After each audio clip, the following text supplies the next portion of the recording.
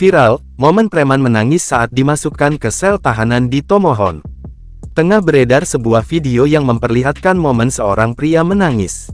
Dalam video tersebut, dijelaskan bahwa pria berbaju putih itu merupakan seorang preman. Dirinya diduga kerap membuat onar di daerah Tomohon, Sulawesi Utara.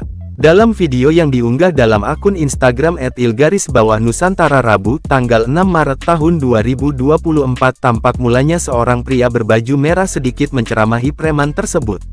Secara perlahan, ia mulai menyeret pria itu dan mengarahkannya ke arah sel tahanan. Tiba-tiba, ia terduduk dan mulai menangis. Aduh.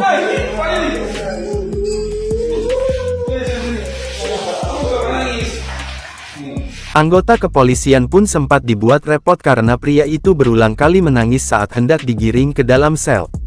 Tangisnya semakin kencang ketika ia menyadari bahwa pintu sel telah terbuka.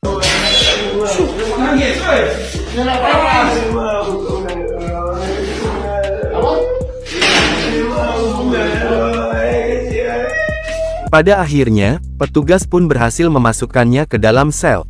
Kini video tersebut pun viral dan telah diunggah ulang oleh banyak akun di media sosial. Netizen yang menyaksikan peristiwa itu pun ramai memberikan komentar.